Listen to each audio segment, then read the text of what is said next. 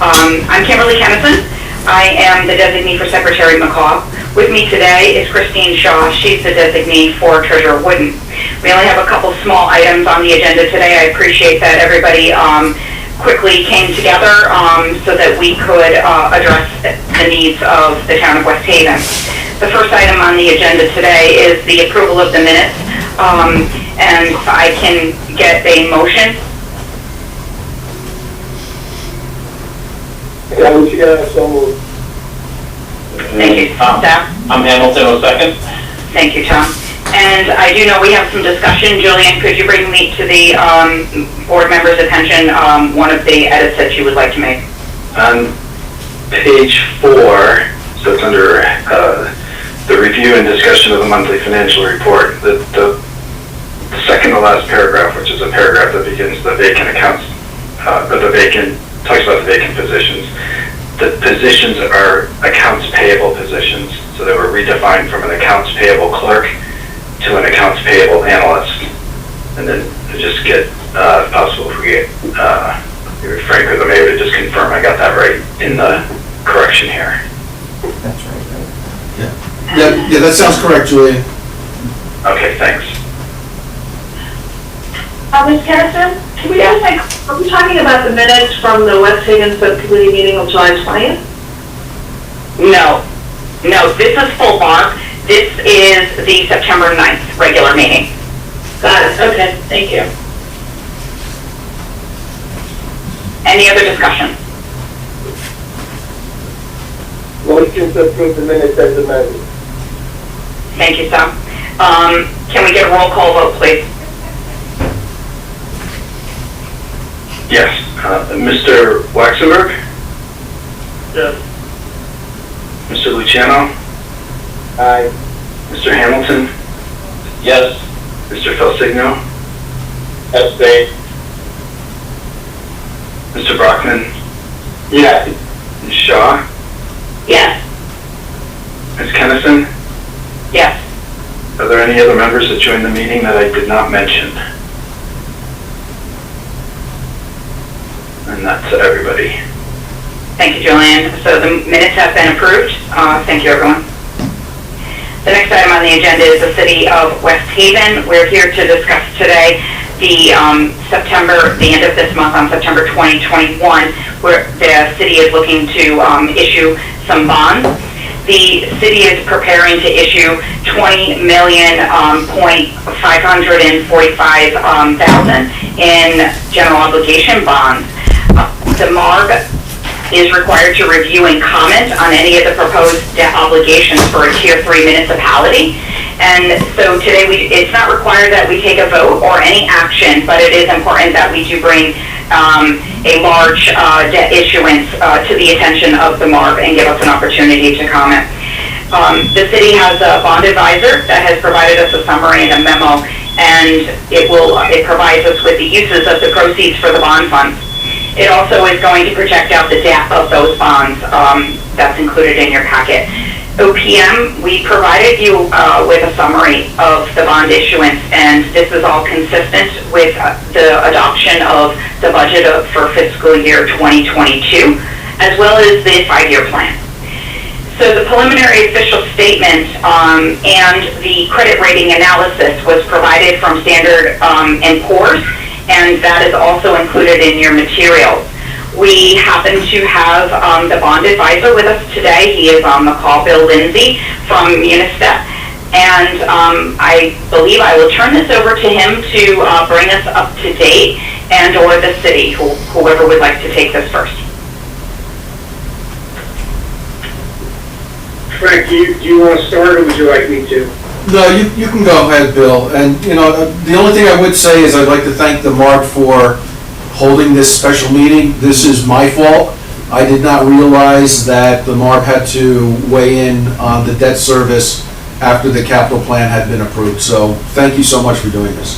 Bill? All right, thank you, Frank. Good morning, everybody. So again, my name is Bill Lindsay. I'm with the firm Unistat Services out of Madison, Connecticut. We are the city's financial advisor for debt issuance. So you may recall the city currently has $19.5 million in short-term bond anticipation notes that mature at the end of this month.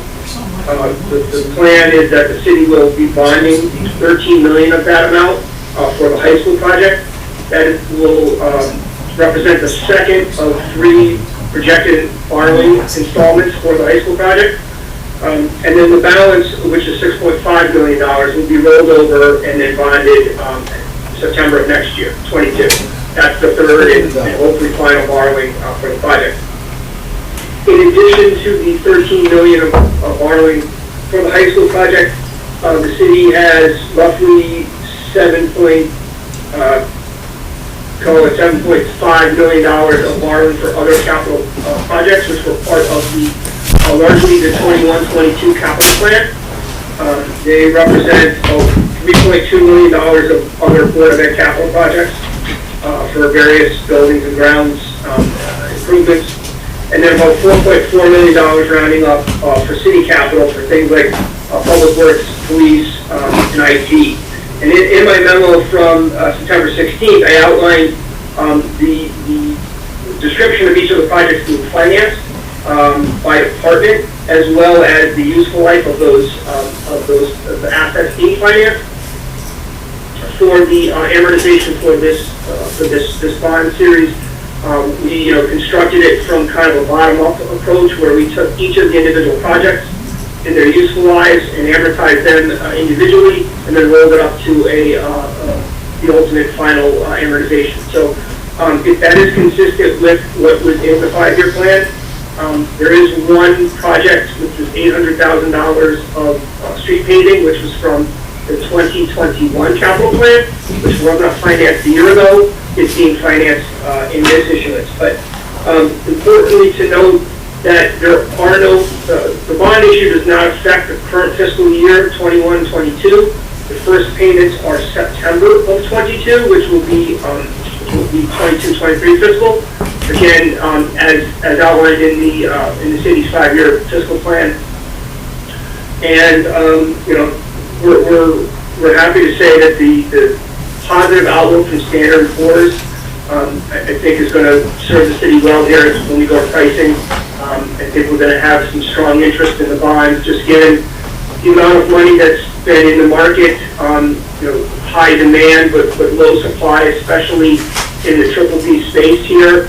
And we're expecting considerably compressed credit spreads from a year ago. Happy to report. And I think, again, that positive outlook will serve the city well with pricing. So that's what I had prepared. And I'd be willing to take any questions that the members may have. One question, Bill. Do you know how much they're requesting to bond for the high school next year as the third phase? Yes. So again, the original, that's a great question. The original plan of finance had the city's net share of project cost at about $37 million. So that would have been an $11 million issuance for next year. We're happy to report that the project is coming in under budget, and Frank can speak to that better than I, but it is coming in under budget.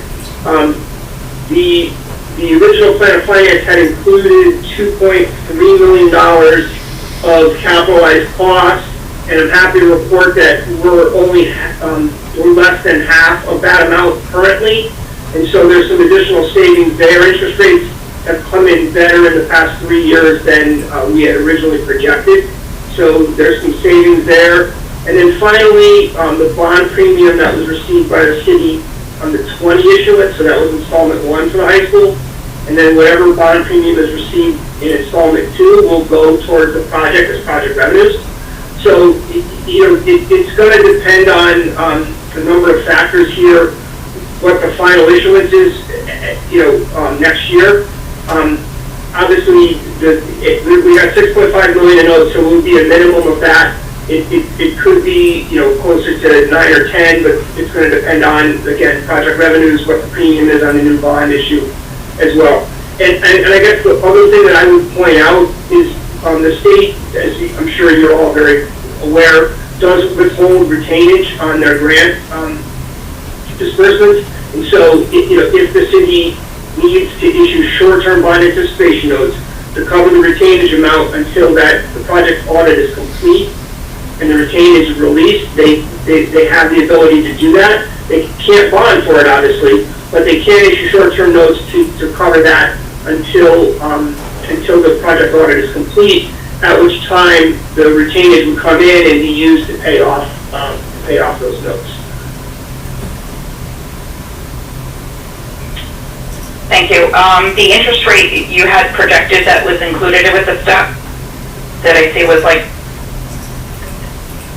For this issuance, yeah, the effective rate for the bonds, yeah, it's like 2.3% is what we're expecting, which is quite a bit lower than what we had projected for the 21 installment back in 2017.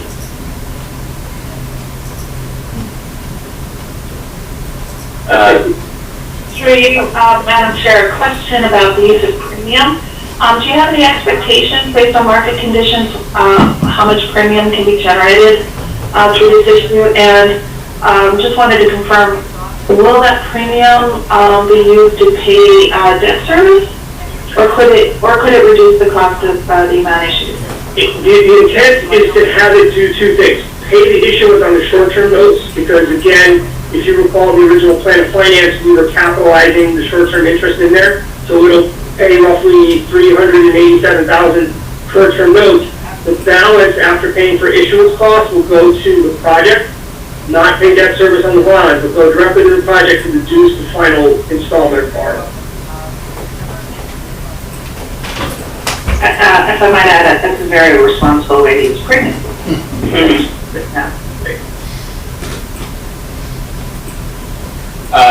Yeah, a couple of questions. First, congratulations on the positive outlook from S&P. That certainly is great news to hear. In terms of your financing plan, at this point, we'll be financing something like 70% of the high school project. I'm wondering, given current rates, and I don't know, obviously we've been thinking rates were going to increase for probably a decade, and they never have. but now it's, I think there's more expectation that perhaps rates may start to increase. Has that changed at all? Has your expectation of future interest rates played any part in terms of deciding how much of this project to bond and when?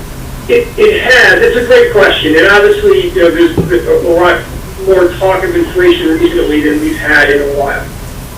We did accelerate the borrowing in both, I believe in the first installment, certainly by a couple $1 million. The problem with bonding all of it now, that the balance of the call it 6.5 that we will be having short-term notes, is that all along in the model we have third installment bonds, and the city does have a significant drop-off in debt in the upcoming fiscal year because the 2002 pension bonds will be retired this March of 22. So there is a significant drop-down, but that drop-down, if you recall, it has been earmarked, if you will, to help restore fund balance. And we didn't want to eat into that too much by necessarily accelerating the bond payments. And then additionally, the 5-year plan as it was layered in, as the 3 installments of bonds were layered in, the upcoming capital was layered on top of that. So your point on interest rates is a good one, but ultimately it was decided we didn't want to disrupt the flow of the 5-year plan as it had been laid out. And the use of the drop in debt service to go towards the bottom line fund balance, we wanted to try to keep that as close to what the original plan was as possible.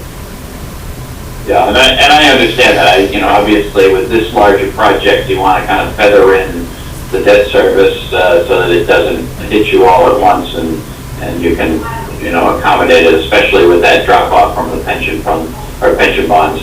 I didn't get a chance to look at the OS, but I'm assuming these are 20-year maturity. You've got 20-year serial bonds. Is that what these are, or is it something different? No, it is a 20-year final maturity.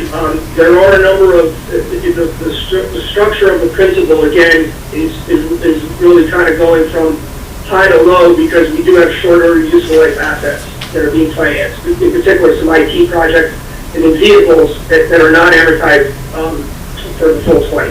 Gotcha. And then additionally, there are term bonds in here in 36 and 41.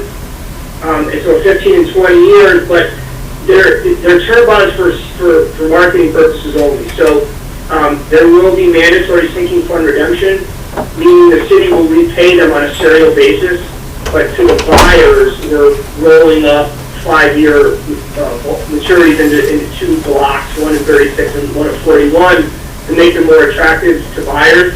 Again, given the nature of the city's credit and the city's credit rating, this is going to be targeted institutional investors, not the retail investors, and they would prefer to have a larger block size. So in order to accommodate that, we've structured it with term bonds. And again, that's the same approach that was taken a year ago, and it worked quite well. Okay. And you haven't looked at, or have you looked at going beyond 20 years on any larger projects? Currently the statute, right, would allow us to go 30 years for all of these projects, but in order to kind of stick to prudent financial planning and trying to match up the useful life, we stuck to the 20 years here. Again, because that was part of the original plan. And again, given the drop off in existing debt service in the upcoming fiscal year, we're able to fit this in and not have debt service increase. And so it felt like it was, rather than extend it beyond 20 years, we could fit it into the existing debt service envelope and still pay it off quicker. Okay. And what is the authorized but unissued debt now after this issue? So that's a good question. For everything, and I'm just trying to get to that page in the OS. There's a number of legacy projects that we need to deauthorize. So the headline number is 68 million, but that 68 million includes 25 million for the balance of the state reimbursement on the high school project.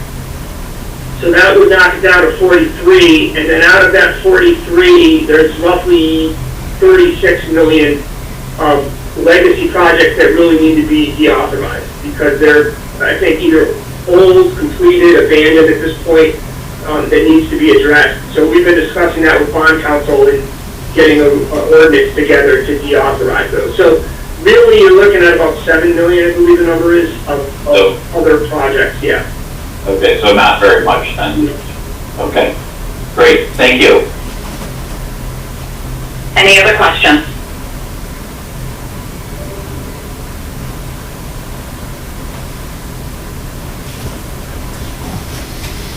All right, since I hear nothing more, this is all that this meeting was meant for today, was to discuss this bond issuance. With that, can I get a motion to adjourn? Motion to adjourn. Thank you, Stephen. How about a second? Second. Thank you, Christine. All in favor? Aye. Aye. All right. I hear all. I don't hear any opposed. This meeting is adjourned. Thank you all. Thank you all. Appreciate you for coming.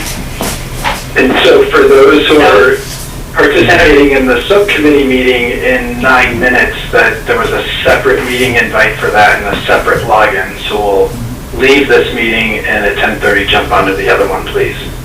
And if you just give me an email or a ring if you don't have that meeting invite for whatever reason. Deauthorizing things is a big deal now because everything will. Frank.